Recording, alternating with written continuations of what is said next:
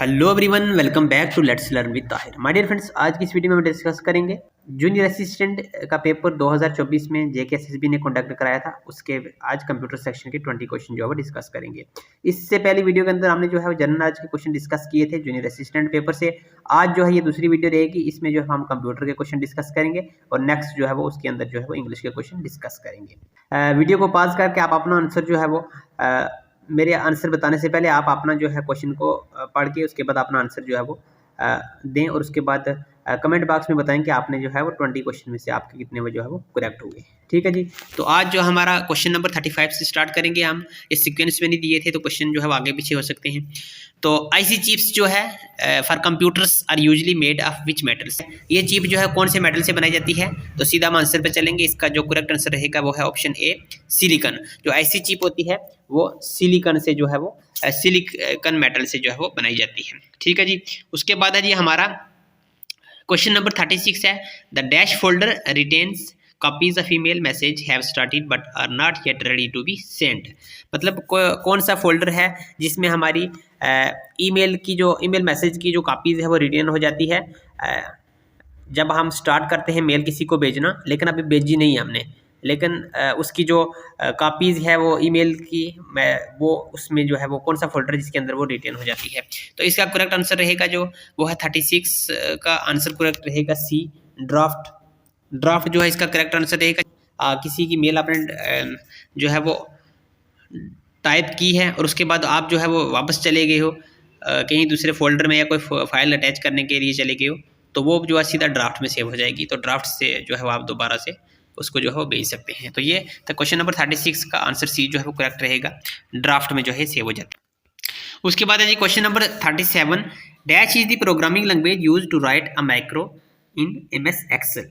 MS Excel में जो है कौन सी प्रोग्रामिंग लैंग्वेज है जो हम यूज करते हैं मैक्रो एमएस एक्सेल के अंदर। ठीक है, तो ये है जी इसका क्वेश्चन नंबर 37 का जो करेक्ट आंसर रहेगा वो है option A, visual basic script. VB script जो है ये क्या है? Visual basic script is the programming language used to write a macro in MS Excel. ठीक है जी, तो क्वेश्चन नंबर 37 का जो आंसर ए जो है वो करेक्ट रहेगा। उसके बाद है जी question number 38, what is the function of count if. Count if जो होता है इसका क्या फंक्शन होता है एक्सेल के अंदर। ठीक है, तो जैसे कि आपको पता है कि हम कोई भी जो है जब कोई भी फार्मूला पुट करते हैं एक्सेल के अंदर तो सबसे पहले इज इक्वल साइन जो है वो लगाते हैं हम। तो कॉन्ट इफ इज इक्वल लगाने के बाद कोट इफ अगर लगाएंगे हम तो कौन एक्सेल के अंदर जो कौन सा फंक्शन करेगा?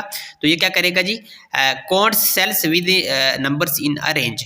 एक रेंज के अंदर जो है ये कॉन्ट्स करता है सेल को और नंबर्स को एक रेंज के अंदर अंदर। तो इसका जो आंसर रहेगा करेक्ट क्वेश्चन नंबर 38 का जो है वो डी आंसर करेक्ट रहेगा। ठीक है जी, उसके बाद है जी what is computer firewall. Computer firewall जो है वो क्या है? तो क्वेश्चन नंबर 39 का आंसर सी करेक्ट रहेगा। कंप्यूटर फायरवॉल जो है ये क्या है? इट इज सॉफ्टवेयर और hardware based program to protect against threats and make the internet network secure. मतलब जो भी आपको आपके जो प्रोग्राम्स वगैरह हैं कंप्यूटर के, उनको अगर कोई थ्रेट मिल रही है तो ये क्या करता है कि इंटरनेट जो है नेटवर्क को जो है वो सिक्योर रखता है। तो कंप्यूटर फायरवॉल जो है इसका मतलब यही है। क्वेश्चन नंबर 39 का सी आंसर जो है वो करेक्ट रहेगा। उसके बाद है जी question number 40, blank is a pre design document that already had coordinating fonts, a layout and a background. तो क्वेश्चन नंबर 40 का जो है वो करेक्ट आंसर रहेगा डी, टेम्पलेट। टेम्पलेट जो है ये क्या है? एक प्री डिजाइन डॉक्यूमेंट है जिसमें ऑलरेडी जो है वो कोऑर्डिनेटिंग फॉन्ट्स वगैरह, लेआउट और एक बैकग्राउंड जो है वो ऑलरेडी पहले से बनी होती है। तो क्वेश्चन नंबर 40 का जो है डी आंसर रहेगा टेम्पलेट। ठीक है जी, उसके बाद है ये कुछ क्वेश्चंस इंग्लिश के हैं। नेक्स्ट चलते हैं हम आगे। हमारे क्वेश्चन हैं जी कंप्यूटर के कहाँ से स्टार्ट होते हैं? हाँ, यहाँ से स्टार्ट होते हैं क्वेश्चन नंबर 58 से। फिर what is the relationship between bits and bytes. Bits और बाइट्स के बीच में क्या रिलेशनशिप है जी? क्वेश्चन में पूछा गया है कि बिट्स और बाइट्स में क्या रिलेशन है। तो क्वेश्चन नंबर 58 है जो इसका करेक्ट आंसर रहेगा बी, 1 बाइट जो है वो इज इक्वल किसके बराबर होता है? 8 बिट्स के बराबर होता है। ठीक है जी, उसके बाद है क्वेश्चन नंबर 59 जो है, the first super computer developed by the centre for development of advance computing, जिसको हम सीडैक कहते हैं, पुणे। इसने जो है कौन सा फर्स्ट सुपर कंप्यूटर जो सबसे पहले डेवलप किया था? सीडैक ने, पुणे के अंदर। तो ये जो है ये जो सीडैक ने फर्स्ट कंप्यूटर डेवलप किया था सुपर कंप्यूटर वो था परम 8000। क्वेश्चन नंबर 59 का ए आंसर रहेगा। परम 8000 जो है ये फर्स्ट सुपर कंप्यूटर था जो centre for development of advance computing ने CDAC ने जो है वो पुणे के अंदर डेवलप किया था। ठीक है जी। किसी दूसरे एग्जाम में आपसे ये पूछा जा सकता है कि फर्स्ट सुपर कंप्यूटर कौन सा था, तो परम 8000 था। कहाँ पे डेवलप हुआ था? पुणे के अंदर हुआ था। किसने डेवलप किया था? CDAC ने किया था। तो इस तरीके से जो है वो क्वेश्चन को रिलेट करके आप काफ़ी इन्फॉर्मेशन जो है वो रख सकते हैं। उसके बाद है विच of the following is a product of Meta platforms. तो मेटा प्लेटफॉर्म्स जो है उसका कौन सा प्रोडक्ट है नीचे जो है, तो क्वेश्चन नंबर 60 का जो है वो सीधा सीधा आंसर रहेगा। क्वेश्चन नंबर 60 का इंस्टाग्राम है। इंस्टाग्राम जो है वो किसका प्रोडक्ट है? मेटा प्लेटफॉर्म का प्रोडक्ट है। ठीक है जी। उसके बाद है क्वेश्चन नंबर 61 का which of the following is not an e commerce website. कौन सी जो नीचे दी गई इसमें से ई कॉमर्स वेबसाइट जो है वो नहीं ये है, नॉट जो है यहाँ पे दिया गया है, तो इसको आप ऑप्शन को ध्यान से पढ़ें।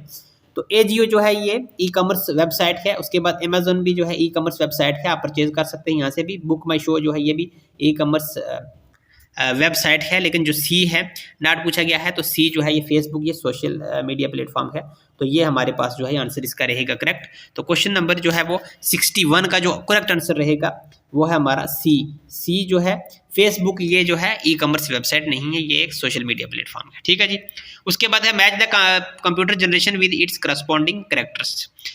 मैच करना है हमको जो है इस लिस्ट 1 को लिस्ट 2 के साथ। जो फर्स्ट जनरेशन ऑफ कंप्यूटर है वो यूज करते हैं वैक्यूम ट्यूब का इस्तेमाल करते हैं। ठीक है जी। फर्स्ट जनरेशन ऑफ कंप्यूटर क्या करते हैं? वैक्यूम ट्यूब का इस्तेमाल करते हैं। लार्ज साइज होता है, लिमिटेड प्रोसेसिंग जो है स्पीड होती है इनकी। ठीक है। उसके बाद सेकंड जनरेशन क्या करते हैं? Future transistor smaller and more reliable होते हैं। ठीक है जी। तो यहाँ से ये एक्चुअली क्वेश्चन पेपर मेरा ही है, यहाँ से मैंने जैसे ही दो जो फर्स्ट और सेकंड का मुझे पता था, तो इसी से मैंने आंसर यहाँ पे निकाल लिया है। फर्स्ट का जो है सेकंड रहेगा और सेकंड का थर्ड रहेगा, तो बाकी वाले ऑप्शन में जो है वो इनमें कोई ऑप्शन जो है वो सेम नहीं था। थर्ड का जो है वो फिफ्थ रहेगा। थर्ड का जो है वो क्या रहेगा? फिफ्थ। थर्ड जनरेशन जो है वो क्या है?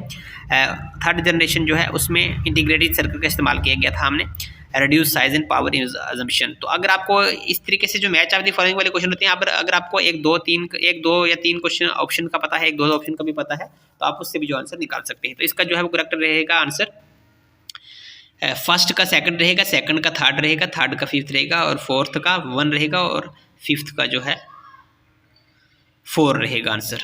तो आंसर बी जो है इसका करेक्ट रहेगा। क्वेश्चन नंबर 62 का आंसर जो है वो सी जो है इसका आंसर करेक्ट रहेगा। उसके बाद है question number 63, consider the following statements about device driver. जो डिवाइस ड्राइवर है इसकी स्टेटमेंट हमें बतानी है कौन सी जो है वो सही है। तो फर्स्ट स्टेटमेंट है हमारे पास जी, it is a hardware device that is attach to a computer.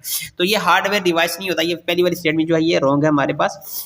ये जो डिवाइस ड्राइवर होता है ये सॉफ्टवेयर प्रोग्राम होता है। ठीक है। It acts as a translator between the hardware device and operating system और एप्लीकेशन दैट यूज इट। तो करेक्ट आंसर रहेगा ये इसका, ये स्टेटमेंट जो करेक्ट रहेगी, ये सही है। Instruction computer on how to communicate with the device by translating operating system instructions into a language that a device can understand in order to perform the necessary task. ये भी इसकी correct रहेगी।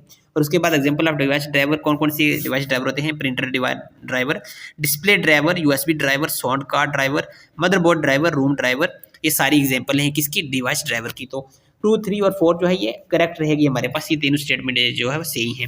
तो नीचे चलते हैं, ऑप्शन में जो है कौन सा है? ऑप्शन सी इसका करेक्ट रहेगा। 2, 3 एंड 4 जो है वो करेक्ट रहेंगे। नेक्स्ट एग्जाम के अंदर आपसे ये पूछा जा सकता है कि डिवाइस ड्राइवर की एग्जांपल 2 दे के तीसरा चौथा ऑप्शन कोई और किसी का दे देगा, तो आपको बोलेगा क्या ये डिवाइस ड्राइवर है। तो आप इस तरीके से देख सकते हैं जी, ये जो है आप याद रख सकते हैं डिवाइस ड्राइवर की कौन कौन सी एग्जाम्पल है। ठीक है जी। उसके बाद है विच of the following is an example of internal hardware device. कौन सा इंटरनल हार्डवेयर डिवाइस है? तो क्वेश्चन नंबर 64 का सीधा सीधा हम आंसर पे चलेंगे। ए जो है ये वीडियो कार्ड जो है ये किसकी एग्जांपल है?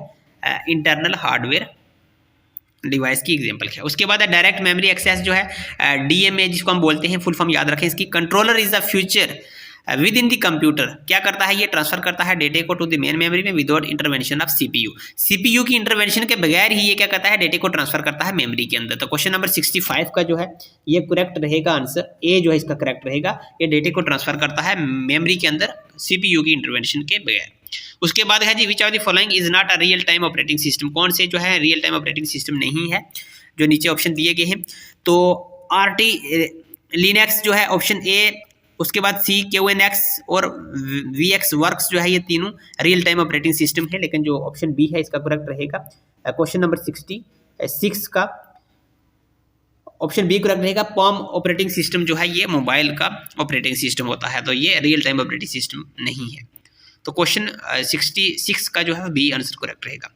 उसके बाद है मैच लिस्ट 1 विद लिस्ट 2 कैसी तरीके से हमने करना है। शॉर्ट कीज हैं जो आपको कमांड के साथ जो है वो इनको मैच करना है। पेस्ट कंट्रोल प्लस वी का वो पेस्ट करते हैं, और कट जो है वो कंट्रोल प्लस एक्स से होता है। तो मुझे 2 ही पता थे, तो मैंने इससे आंसर निकाल लिया था इसका। 1 का सेकंड रहेगा, सेकंड का 1 रहेगा, थर्ड का 4th रहेगा, थर्ड का क्या रहेगा 4th, 1 का क्या रहेगा 1 का रहेगा जी second. Replace control plus H से हम रिप्लेस करते हैं, और कंट्रोल प्लस के से हम इंसर्ट जो है वो हाइपर लिंक करते हैं। कोई भी लिंक अगर जो इंसर्ट करना हो तो कंट्रोल प्लस के शॉर्टकट की जो है इस्तेमाल करते हैं हम। तो क्वेश्चन नंबर 67 का जो है सी करेक्ट रहेगा आंसर इसका, ठीक है जी। उसके बाद है जी हमारे पास which of the following is a primary feature of Microsoft Access. Microsoft Access जो इसका प्राइमरी फीचर जो है कौन सा है। तो क्वेश्चन नंबर 68 का जो है करेक्ट आंसर रहेगा B. It is a spreadsheet application that can capture करता है, ये डिस्प्ले करता है और मैनिपुलेट करता है डेटा को। माइक्रोसॉफ्ट एक्सेस का काम होता है, ठीक है जी। क्वेश्चन नंबर 68 का बी आंसर जो है इसका करेक्ट रहेगा।